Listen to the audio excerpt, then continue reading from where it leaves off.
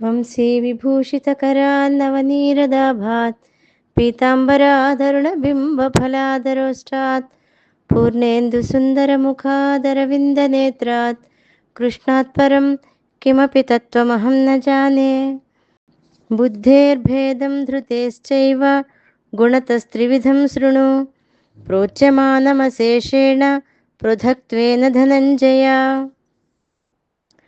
ముందర శ్లోకాలలో ఏ ఏ లక్షణాలు ఏ ఏ గుణాలకి వర్తిస్తాయో, ఎటువంటి లక్షణాలు ఉన్నవాళ్ళు ఏ గుణాలను కలిగి ఉంటారో, ఏవి కలిగి ఉండాలో ఏవి కలిగి ఉండకూడదో చెప్తూ ఇప్పుడు ఇంకా శ్రీకృష్ణ పరమాత్మ అర్జునుడితోటి, ఓ అర్జున, బుద్ధి యొక్క ధైర్యం యొక్క భేదమును గుణాలని బట్టి 3 విధాలుగా వేర్వేరుగా పూర్తిగా చెప్పబడుతున్న దాన్ని ఇప్పుడు నేను చెప్తాను విను అని చెప్తూ ముందుగా సాత్విక బుద్ధిని గురించి చెప్తున్నాడు. అంటే ముందర శ్లోకాలలో రజోగుణము తమో గుణాలు ఎటువంటివో చెప్పాడు.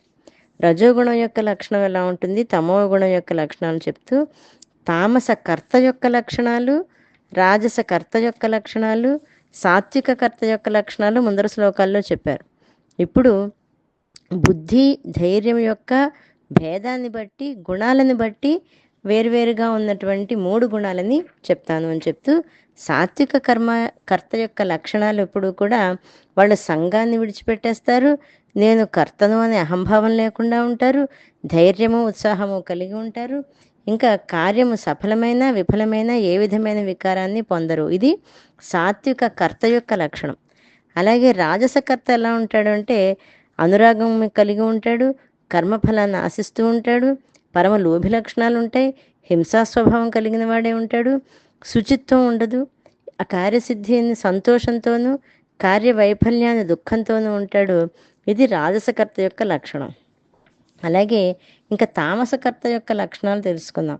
తామసకర్త ఎలా ఉంటాడంటే మనోనిగ్రహం, చిత్తం యొక్క ఏకాగ్రత అస్సలు ఉండదు, పామరుడు, ఏమాత్రము జ్ఞానం అక్షర జ్ఞానం కూడా ఉండదు, మొద్దు, వినయము లేనటువంటి వాడు, మోసగాడు, ఇతరుల యొక్క కార్యాలన్నింటినీ చెడగొట్టేస్తూ ఉంటాడు, పరమ సోమరి, ఎప్పుడు ఏదో ఒక చింతతో దుఃఖంతో ఉంటాడు, ఏదో కోల్పోయిన వాళ్ళ ఎప్పుడు ఏదో కావాలనుకుంటాడు, ఉన్నదానికి సంతోషించడు, పనులను తమల్చుకోడు, దీర్ఘకాలం వాటిని అలా చేసుకుంటూనే ఉంటాడు. ఇటువంటి లక్షణాలు ఉన్నవాడిని తామసకర్త అంటారు.